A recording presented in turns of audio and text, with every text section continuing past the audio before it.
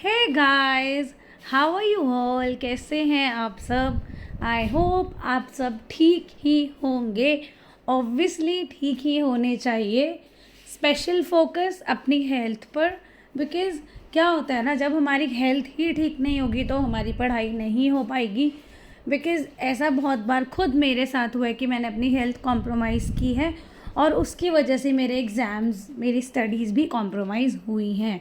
तो इसलिए आपको सिंपल कुछ नहीं करना है, थोड़ा अपना बाहर का खाना अब से अवॉइड करो। 50 डेज़ बचे हैं अराउंड, तो बाहर का खाना थोड़ा सा अवॉइड करो।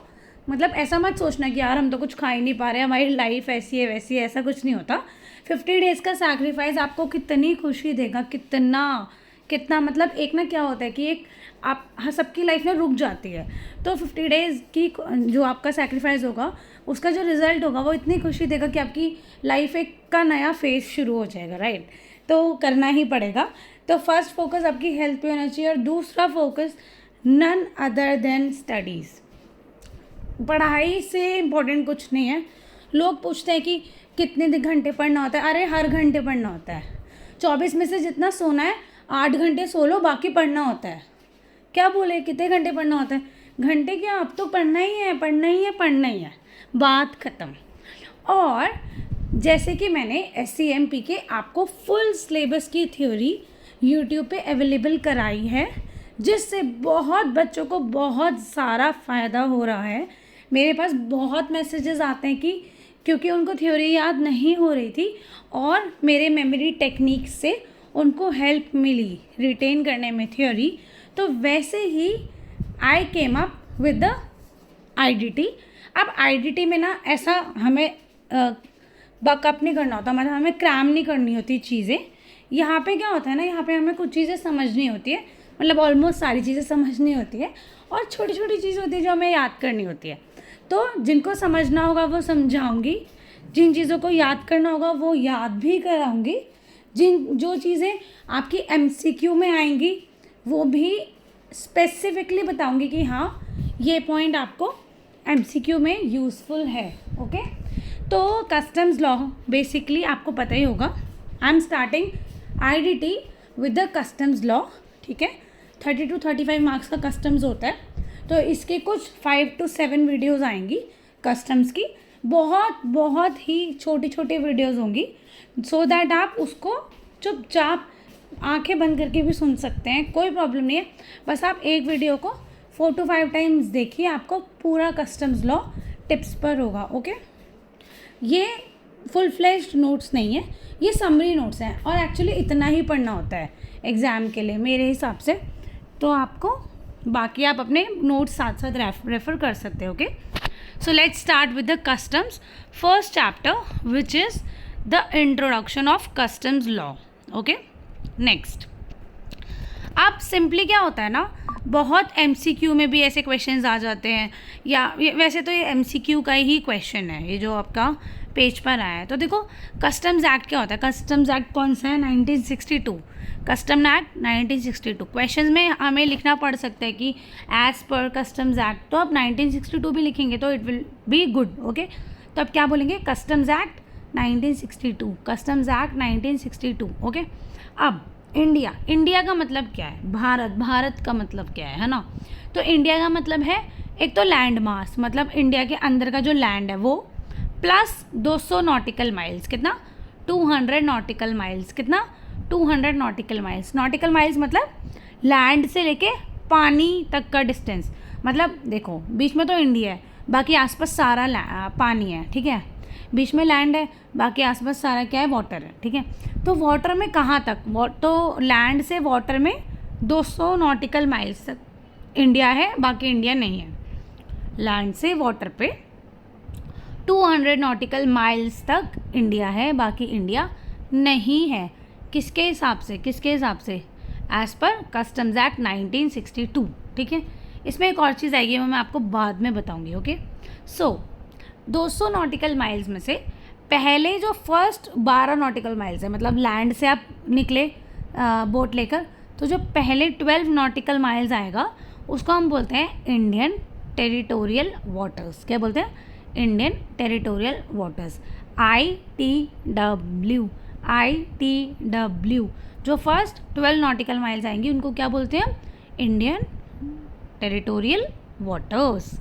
और जो उसके बाद वाले 200 minus 12 that is 188, next 188 nautical miles आएंगी, उसको हम क्या बोलते हैं? उसका हम बोलते हैं continental shelf and EEZ exclusive economic zone, या फिर हम बोलते हैं उसको free transit zone for international shipment. Free transit zone of international shipment, free transit zone of for international shipment. तो आपको ये वर्ड्स याद करने हैं, MCQ में आ सकता है कि नेक्स्ट नॉटिकल माइल्स को एक तो कॉन्टिनेंटल शेल्फ बोलते हैं, एक EEZ बोलते हैं, एक फ्री ट्रांजिट जोन बोलते हैं और एक ITW बोलते हैं। तो which is wrong, which of the following is wrong? तो आप क्या करेंगे? डी पे टिक करेंगे कि Indian territorial water is wrong, क्योंकि 188 को नहीं बोलते, वो फर्स्ट 12 को बोलते हैं। ठीक है, तो ऐसे आ सकता है, आपको याद करना होगा। अब ये भी MCQ का ही पॉइंट है, अगर आ सकता है मतलब कि 1 नॉटिकल माइल कितने किलोमीटर्स होते हैं। ठीक है, तो उसमें आ जाएगा 2 किलोमीटर्स, 4, 6, 8 और फिर आ जाएगा 1.852 किलोमीटर्स। तो आपको 1.852 किलोमीटर्स लिखना है। तो यहाँ पे मैं पढ़ा रही हूँ, आपको दिख रहा हो तो कि 1 nautical miles is equals to 1.852 kilometre. Okay, easy. Okay, next है आपका, अच्छा हाई सीज क्या होता है? अगर कहीं लिखा हो कि हाई सी, तो हाई सी होता है ना, जो देखो इंडिया कहाँ तक होगी? इंडिया होगी आपकी लैंड प्लस 200 नॉटिकल माइल्स। तो जो 200 नॉटिकल माइल्स के बाद वाला एरिया होता है उसको हम कहते हैं हाई सीज। तो वहाँ से कोई भी सामान आए जाए हमें फ़र्क नहीं पड़ता, वहाँ से सामान आए जाए हमें फ़र्क नहीं पड़ता। ठीक है, तो ये याद रखना। या फिर जो एक आगे कॉन्सेप्ट आएगा हाई सी सेल का, इसलिए ये मैं बता रही हूँ कि हाई सीज क्या होते हैं? हाई सीज होते हैं जो कि बियॉन्ड 200 नॉटिकल माइल्स होते हैं, उसे कहते हैं हाई सीज। ओके, सो कस्टम्स एक्ट के लिए क्या है? वो तो था नॉर्मल, ये जो देखो ये जो डेफिनेशन है ना इंडिया की, वो है कस्टम्स एक्ट के हिसाब से इस स्लाइड पर जो ये वाली डेफिनेशन है ना, India is equals to land mass plus 200 nautical miles, ये नॉर्मल डेफिनेशन है। इतना याद हो गया? चलो अब कस्टम्स एक्ट के हिसाब से देखते हैं। तो कस्टम्स एक्ट के हिसाब से ना देखो इंडिया क्या है, तो इंडिया है एक तो लैंड मास सेम है जैसे पहले पढ़ा, फर्स्ट नॉटिकल माइल्स बिल्कुल सेम है, प्लस 188 नॉटिकल माइल्स नहीं, यहाँ पे 188 पूरा नहीं आता, 188 नॉटिकल माइल्स पूरा नहीं आता, बल्कि 188 नॉटिकल माइल्स में ये काम आएंगे, ये काम अगर हुए तो वो कस्टम्स एक्ट में आएंगे। क्या क्या? Installation structure vessel which is installed in for the purpose of extraction और प्रोडक्शन और prospection of mineral oil and natural gas. मतलब अगर आप ये सब कर रहे हो, सपोज करो आप ऑयल की एक्सट्रैक्शन कर रहे हो, ऑयल को एक्सट्रैक्ट कर रहे हो, तो वो कस्टम्स एक्ट वो इंडिया में आएगा, मतलब उसको वो इम्पोर्ट एक्सपोर्ट में नहीं आएगा। आप समझे? नहीं, आप नहीं समझे, मैं बताती हूँ। देखो सपोज करो 188 नॉटिकल माइल्स के एरिया में एक ऑयल एक्सट्रैक्ट हो रहा है। ठीक है, तो ऑयल को एक्सट्रैक्ट करने के लिए ना एक मशीन आई है लैंड मास से, मतलब इंडिया की धरती से। ठीक है, मशीन आई है, तो आप तो बोलोगे नहीं ये तो एक्सपोर्ट हो रहा है, तो उन्होंने बोला नहीं, इसको एक्सपोर्ट नहीं मानेंगे।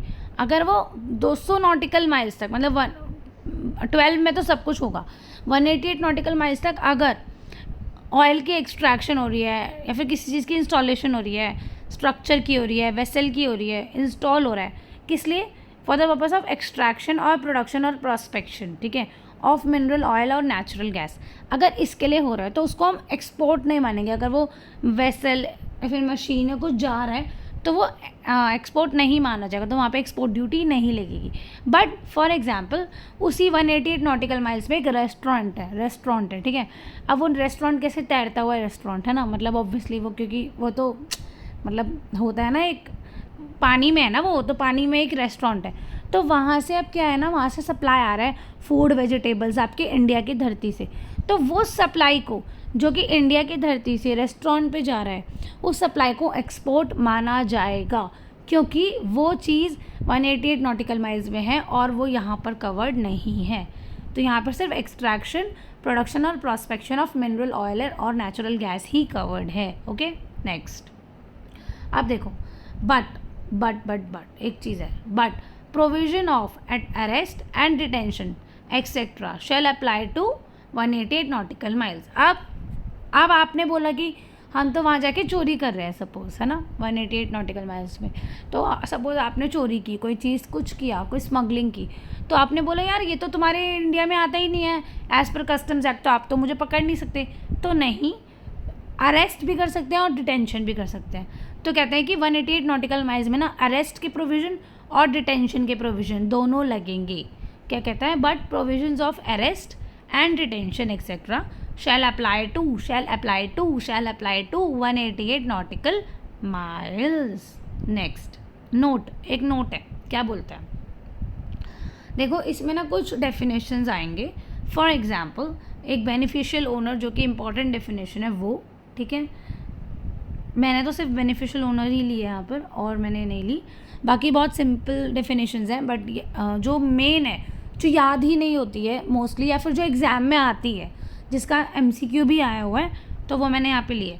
अब फॉर एग्जांपल आपको डेफिनेशंस याद नहीं हो रही, मतलब डेफिनेशंस तो याद हो रही, सॉरी, उसका सेक्शन याद नहीं हो रहा, तो आप कैसे लिखेंगे, देखो, if you are unable to learn the definition clauses then just write as per section 2 of customs act 1962। ये एग्ज़ाम के पेपर प्रेजेंटेशन का की टिप है कि अगर आपको कोई डेफिनेशन आ गई, आपको याद नहीं रही, तो आपको पता होगा कि डेफिनेशंस आपकी सेक्शन 2 में होती है। तो section 2 of customs act 1962। Okay, अब एक डेफिनेशन मैं पढ़ाऊँगी विच इज़ बेनिफिशियल ओनर, कि बेनिफिशियल ओनर कौन होता है। तो देखो, वो person on whose behalf the goods are being imported और एक्सपोर्टेड, जिसके बिहाफ पर गुड्स एक्सपोर्ट हो रहे हैं या फिर इम्पोर्ट हो रहे हैं, और who exercises effective control over the goods, ठीक है, या फिर या तो जिसके बिहाफ पे, ऑन हुज बिहाफ, ठीक है,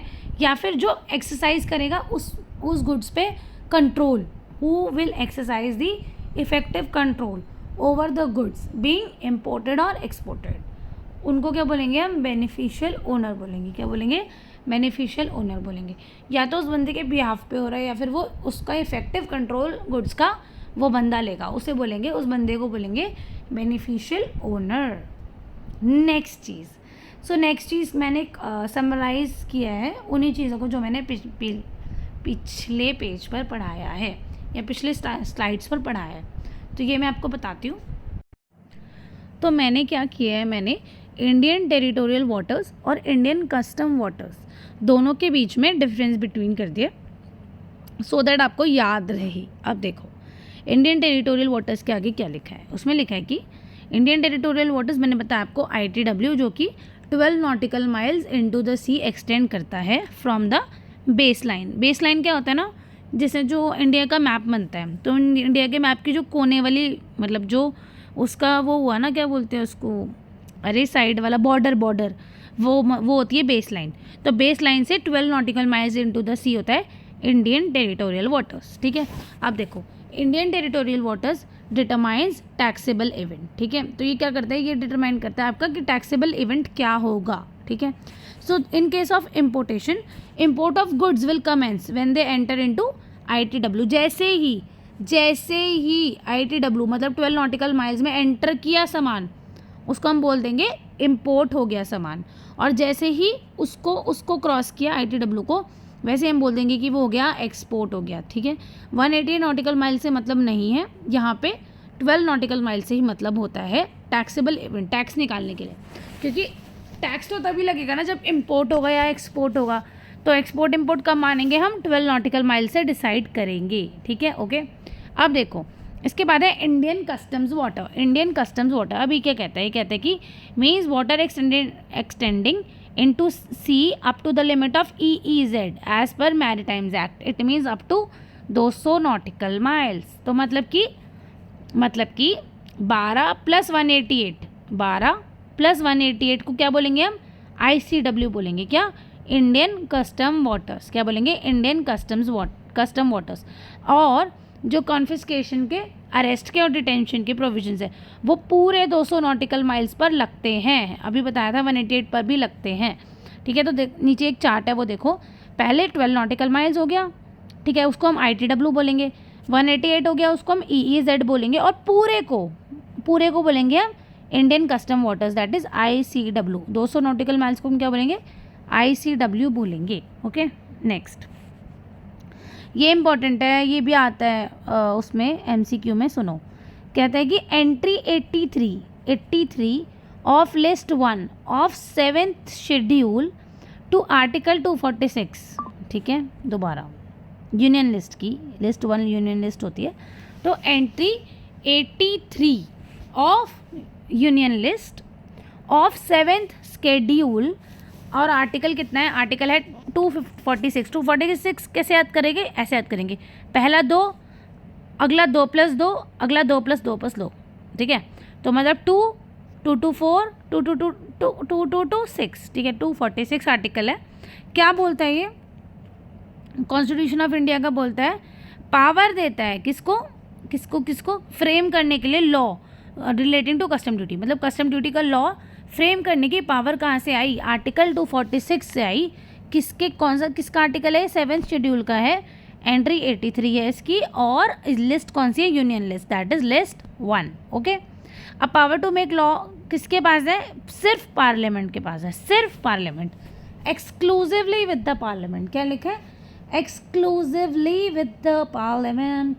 power to make laws, power to make laws is relating to custom duty shall vest exclusively with the parliament। Okay, तो exclusively किसके लिए होती है?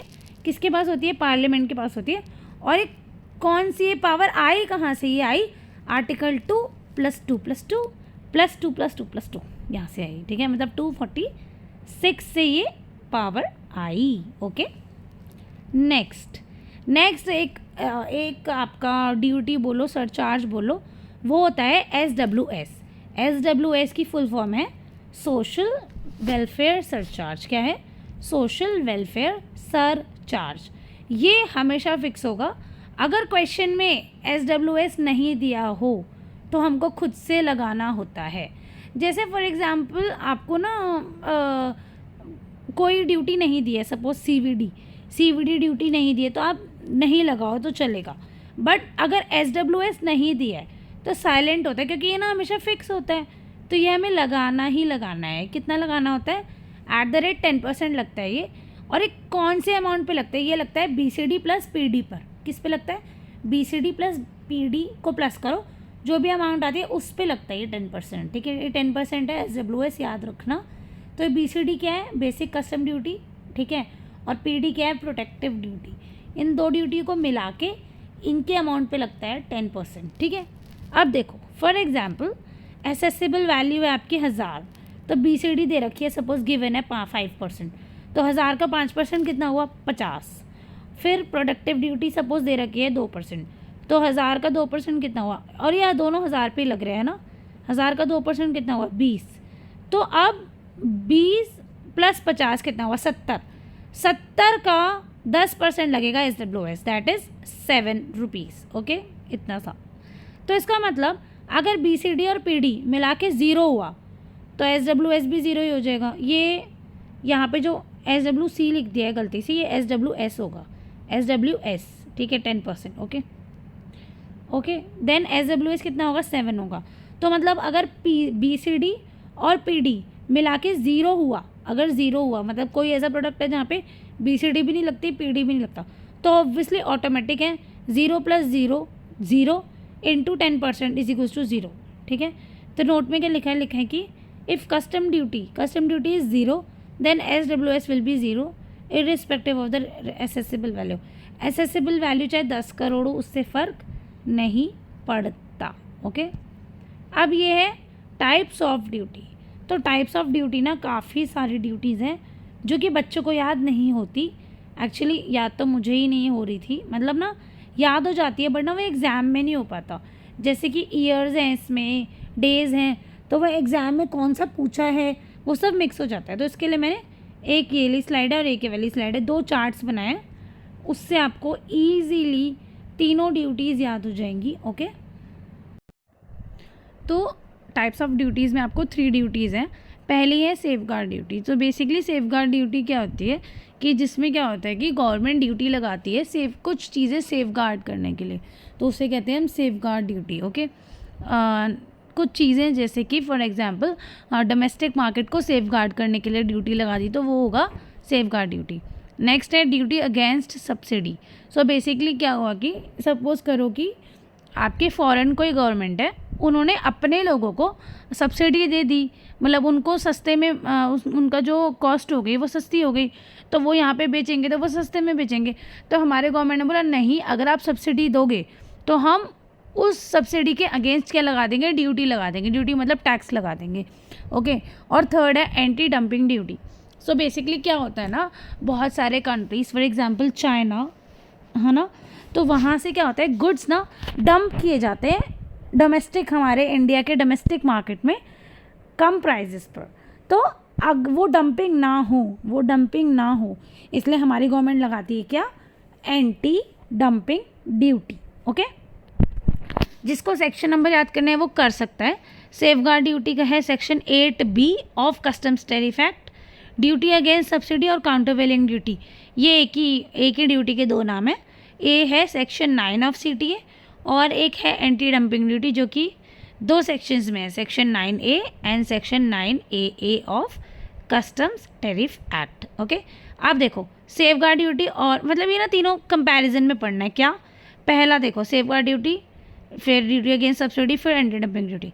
तो CG ने एम्पावर किया है to impose provisional safeguard duty, मतलब कि प्रोविजनली भी लग सकती है। एज एन सपोज करो किसी ने कंप्लेन कर दी कि गवर्नमेंट को बोला कि गवर्नमेंट यहाँ तो बहुत स्यापे हो रहे हैं, यहाँ तो बहुत घपले हो रहे हैं, आप ना सेफ गार्ड ड्यूटी लगा दो। तो यार अब वो एकदम से तो नहीं लगा सकते, उनको टाइम लगेगा, उनको केस पूरा स्टडी करना पड़ेगा, जो भी है। तो ये जो ड्यूटी है वो प्रोविजनली भी लग सकती है, मतलब प्रोविजनली लग गए, मतलब अभी से शुरू हो जाएगी, है ना। तो ये ड्यूटी प्रोविजनली लग सकती है। सेकंड वाली भी प्रोविजनली लग सकती है, थर्ड वाली प्रोविजनली नहीं लग सकती। अब प्रोविजनल कितने मैक्स कितने पीरियड के लिए लग सकती है, तो जैसे सपोज़ इम्पोज किया आपने 1 दिन, तो उससे पिछले 200 दिन तक प्रोविजनल भी चल सकता है, तो 200 दिन तक लग सकती है। ठीक है, मैक्सिमम 200 दिन प्रोविजनल ड्यूटी लग सकती है, इसमें कोई रेस्ट्रिक्शन नहीं है, कितना भी दिन लग सकती है सेकंड वाले में। और थर्ड वाले में तो ऑब्वियसली जो प्रोविजनल बेसिस ही अलाउड नहीं है, तो फिर डेज़ की बात तो आती ही नहीं है। ठीक है, अब ये सेफ गार्ड ड्यूटी का मेजर क्या, मतलब ड्यूरेशन क्या होगा, तो देखो ड्यूरेशन मतलब अगर एक बार लग गई तो कितने साल तक लग सकती है, तो ये लग सकती है 4 + 6 साल तक, दूसरी लग सकती है 5 + 5 साल तक, और तीसरी लग सकती है 5 + 5 साल तक। ओके, नेक्स्ट है, बोलता है कि नेक्स्ट का तो सेफ गार्ड ड्यूटी का नॉट एप्लीकेबल है, तो हम ये नहीं पढ़ते। नेक्स्ट अगला एंटी ड्यूटी अगेंस्ट सब्सिडी पढ़ते हैं। लिखा है कि this duty can be charge retrospectively but not beyond 90 days from the date of notification. तो जैसे सपोज करो एक दिन आई नोटिफिकेशन, तो उस नोटिफिकेशन से पिछले 90 दिन तक भी वो ड्यूटी चार्ज की जा सकती है। और एंटी डंपिंग ड्यूटी का भी सेम प्रोविजन है, बट रेट्रोस्पेक्टिवली आपकी सेफ गार्ड ड्यूटी चार्ज नहीं की जा सकती। ओके, 5th पॉइंट भी नॉट एप्लीकेबल है सेफ गार्ड ड्यूटी के लिए, बट ड्यूटी अगेंस्ट सब्सिडी के लिए है, तो वो पढ़ते हैं। कहते हैं कि anti circumvention measures may be imposed from the date of initiation of inquiry. Same दोनों में पॉइंट है, तो इसका मतलब क्या है कि ना हम ना एंटी सर्कमवेंशन मेजर्स भी इम्पोज किए जा सकते हैं जब आपकी इंक्वायरी शुरू हो जाए। तो जब आपकी इंक्वायरी की डेट शुरू हो जाए उस दिन से हम एंटी सर्कमवेंशन मेजर्स भी लगा सकते हैं in duty against subsidy and anti dumping duty. इसको ना हम ऐसे ही अगर चार्ट वाइज याद करेंगे ना, चार्ट में लिखकर, तो आप एग्ज़ाम में कभी भी कंफ्यूज नहीं होंगे। नेक्स्ट है ये सिर्फ 6 पॉइंट सिर्फ इसमें ही है कि modes of safe guard measures, मतलब सेफ गार्ड मेजर्स किए कैसे हैं, मतलब कैसे लगाएंगे, गवर्नमेंट कैसे लगाएगी सेफ गार्ड मेजर्स। तो या तो वो ड्यूटी लगा देगी या फिर वो क्या करेगी, टैरिफ रेट कोटा लगा देगी। ठीक है, application of tariff rate quota, इसमें क्या होगा, tariff rate quota allows a country to import a predetermined quantity of particular goods at a reduced duty rate. Once tariff rate quota is met, all subsequently imported goods are charged at a high rate। मतलब एक country Kota fix कर देगी, suppose करो एक country ने बोला कि आप ना 1000 प्रोडक्ट से ज़्यादा इंपोर्ट नहीं कर सकते, ये प्रोडक्ट पर्टिकुलरली हज़ार क्वांटिटी में ही कर सकते हैं। बट अगर आपने ऐसा नहीं किया तो जो 1000 के बाद जो भी क्वांटिटी आप ले रहे हो, सपोज़ आप 500 और ले रहे हो, तो 500 पे आपकी हायर रेट लग जाएगी। इस तरह से गवर्नमेंट सब सेफ गार्ड करेगी डोमेस्टिक मार्केट को। और थर्ड वे हो सकता है आपका other measures at CG deems appropriate, जो भी सेंट्रल गवर्नमेंट को ठीक लगता है वो वाले मेजर्स। तो ये 3 मार्कर 4 मार्कर क्वेश्चन आ सकते हैं कि modes of safe guard measures क्या हैं। तो आपको ये 3 पॉइंट्स याद करने होंगे। नेक्स्ट है आपका exemption from safeguard measure, exemption from countervailing duty and exemption from anti dumping duty. तो एग्जेम्पशन है, कुछ चीज़ें एग्जेम्प्ट हैं, मतलब इन पर countervailing duty, safeguard duty या एंटी डंपिंग ड्यूटी नहीं लगेगी। इसमें सबसे इम्पॉर्टेंट सेफ गार्ड में ड्यूटी वाला है, क्योंकि वो भी 4-5 मार्कर आ सकता है, जिसके 3 पॉइंट्स हैं। Articles from developing country, articles originating from more than 1 developing country and import by 100% EOU और SEZ। ओके, तो अब मैं इसको बताती हूँ क्या है ये। और जो अगर काउंटरवेलिंग ड्यूटी और इसकी बात की जाए तो इसमें सिर्फ इम्पोर्ट ऑफ 100% ये सेम पॉइंट है जो कि वहाँ का है, तो वहाँ से यहाँ पे कॉपी पेस्ट कर देना। वैसे ये आएगा नहीं, सेकेंड और थर्ड हमेशा ये वाला आएगा, exemption from safe guard measures. But हम वो भी याद करने में क्या ही है, वो तो सिर्फ थर्ड पॉइंट लिखना ना उधर। यहाँ पे 3 पॉइंट्स है तो वो देखते हैं। देखो लिखा है कि आर्टिकल्स फ्रॉम डेवलपिंग कंट्री। देखो एक डेवलपिंग कंट्री से अगर हम आर्टिकल्स ले रहे हैं तो वो आर्टिकल 3% ऑफ टोटल इम्पोर्ट से ज़्यादा का नहीं होना चाहिए। क्या लिखा है? लिखा है कि articles originating from developing country so long as the share of imports of that article from that country does not exceed 3% of the total import of the article into India. मतलब 3% से ज़्यादा का आर्टिकल नहीं आना चाहिए, पहली चीज़। दूसरी चीज़, अगर हम एक से ज़्यादा डेवलपिंग कंट्री से इंपोर्ट कर रहे हैं तो ऐसा नहीं 3 करके 10 कंट्री से ले लिया, नहीं, maximum 9% is the max rate. 9% से ज़्यादा वो आर्टिकल बाहर से आना ही नहीं चाहिए। और थर्ड है आपका इम्पोर्ट बाय 100% EOU और SEZ। तो क्या होता है कि जो मेजर्स है ना वो बेसिकली 100% अगर EOU को हम इम्पोर्ट कर रहे हैं, या मतलब EOU 100% EOU इम्पोर्ट करी है या फिर SEZ इम्पोर्ट करी है, उन पर नहीं लगते अनलेस अगर उन पर स्पेसिफिकली लगाए गए हों, या फिर वो क्या कर रहे हैं, वो ना खरीद के खुद यूज़ नहीं कर रहे हो, वो डोमेस्टिक टैरिफ एरिया मतलब डोमेस्टिक मार्केट में भेज रहे हो उस प्रोडक्ट को, तब तक उन पे ये मेजर्स नहीं लगेंगे। Okay, very short, very simple, 4 technique से आपको अच्छे से याद हो जाना चाहिए और हो भी गया होगा। Okay, now the next is जिसका आपको प्रैक्टिकल क्वेश्चन आ सकता है। ओके, इसका प्रैक्टिकल क्वेश्चन आ सकता है इसके बाद। This is the last slide. ठीक है, तो इसका प्रैक्टिकल क्वेश्चन आ सकता है कि आप एंटी डंपिंग ड्यूटी कैसे निकालेंगे। ठीक है, how to calculate anti dumping duty. तो एंटी डंपिंग ड्यूटी में क्या होता है, देखो, मार्जिन ऑफ डंपिंग और injury margin whichever is lower will be the anti dumping duty. क्या? मार्जिन ऑफ डंपिंग और injury margin whichever is lower will be the anti dumping duty. अब lower निकालने के लिए पहले ये तो बताओ मार्जिन ऑफ डंपिंग क्या होती है। तो मार्जिन ऑफ डंपिंग क्या होती है?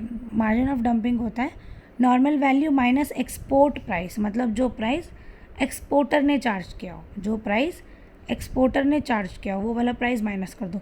एक तो नॉर्मल वैल्यू होगा क्वेश्चन में, एक होता है एक्सपोर्ट प्राइस, जितने में उसने एक्सपोर्टर ने चार्ज किया, ठीक है, वो माइनस कर दो, वो आ गई आपकी मार्जिन ऑफ डंपिंग, मतलब इतने मार्जिन से उसने डंप किया, इतने मार्जिन से उसने डंप किया।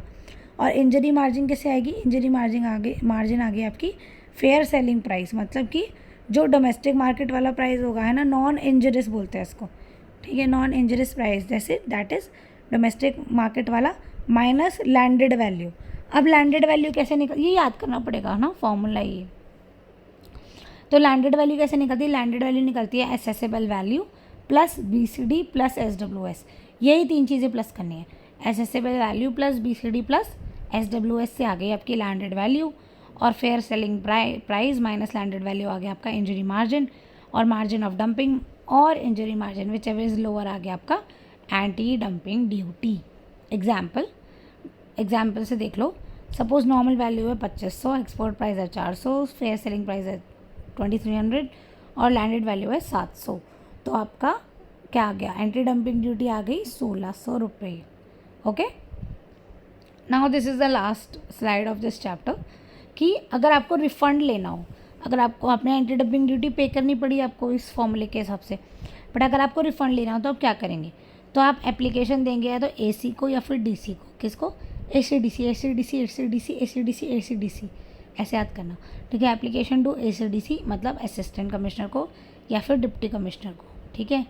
कहाँ पे, एट पोर्ट ऑफ इम्पोर्टेशन, ठीक है, पोर्ट पर देंगे, जो भी नहीं सॉरी पोर्ट पे नहीं देंगे, ये जो वहाँ पे लोग होते हैं ना पोर्ट वाले उनको देंगे, ठीक है। Within 3 months from the date of publication of notification और डेट ऑफ जजमेंट, ठीक है।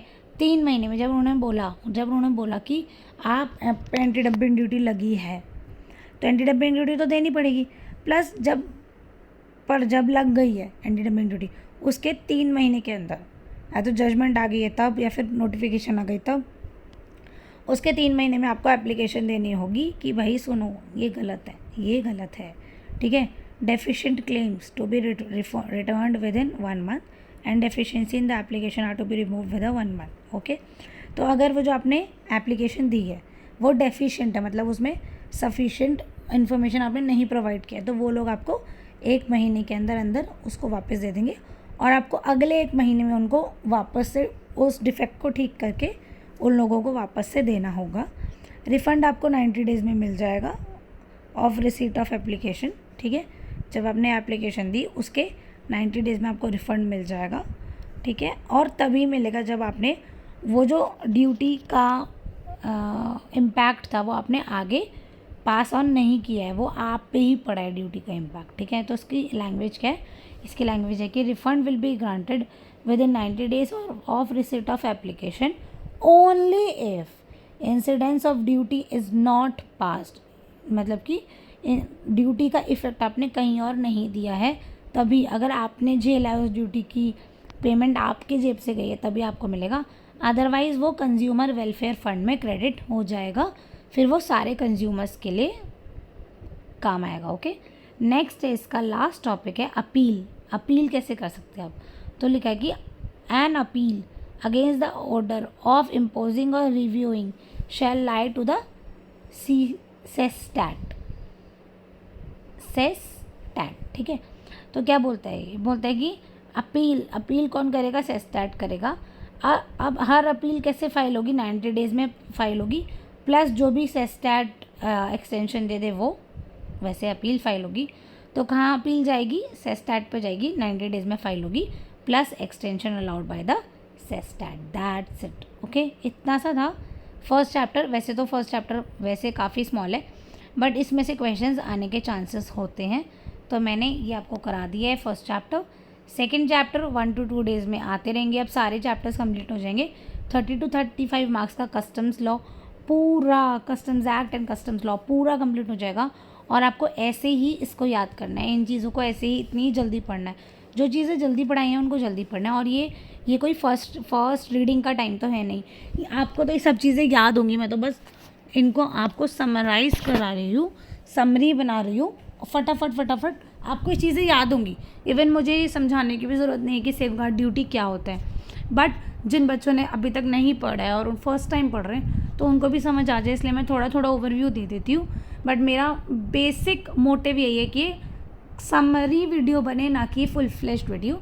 फुल फ्लेश्ड वीडियो के लिए मैं नहीं डाल रही हूँ, this is the purpose of these videos are only and only revision. Okay, bye bye, thank you.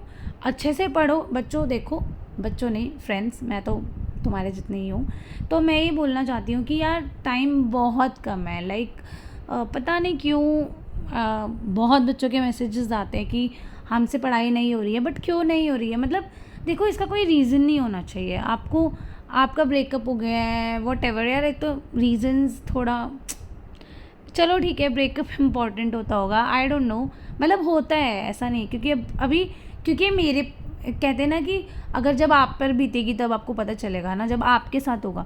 But हाँ ठीक है, दैट इज़ ट्रू, बोलना ईजी है करना मुश्किल है, that is that is okay. मतलब बट मेरे भी तो एग्ज़ाम्स थे ना, अभी मैंने भी तो May 23 क्लियर किया ना।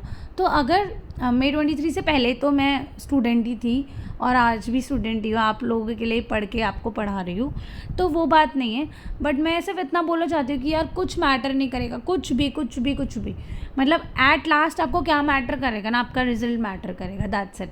बस अपनी तबीयत पे पूरा फोकस करिए, अच्छा खाइए, आधा एक घंटा एक्सरसाइज, तो क्या होगा, वॉक, मैं तो वॉक करती थी, वॉक के साथ साथ पढ़ती भी थी। तो वॉक कीजिए, अपने एक दो फ्रेंड्स होते हैं उनसे बात कीजिए, उनसे पूछिए उनका कितना हुआ, कैसे हुआ, उनसे थोड़े बहुत डिस्कशंस हो जाते हैं। और बस पूरा टाइम यार मेन काम ही हमारा, आप समझ लीजिए कि 2 मंथ्स के लिए ना आप जॉब कर रहे हैं और आपको पूरे दिन रात देने हैं और आपको 20 lakhs मिलेंगे 2 मंथ्स बाद। ठीक है, 20 लाख का पैकेज मिलेगा आपको 2 मंथ्स बाद। अगर आप ये सोच के पढ़ेंगे ना तो शायद आप अच्छे से पढ़ पाएंगे। 20 लाख छोड़ो, 10 लाख भी मिलेंगे, कम है क्या 10 लाख? 2 महीने की मेहनत तो 10 लाख मिल जाएंगे, बात ख़त्म। इतना सा सोचो, आप ये मत सोचो कि हम तो फालतू है, लोग कमा रहे हैं, नहीं, हम भी कमा रहे हैं। ये हमारे कमाने का ही फेज़ है। अगर हम अभी नहीं पढ़ेंगे तो हम कमाएंगे तो नहीं, बिल्कुल भी ना। तो समझ लीजिए ये हम कमा ही रहे हैं, ये हमारे पैसे, बस अभी हमारे पैसे ना क्रेडिट हुए नहीं है, हमारे अकाउंट में हो जाएंगे 2 मंथ्स बाद, है ना। चलो okay, bye bye, take care.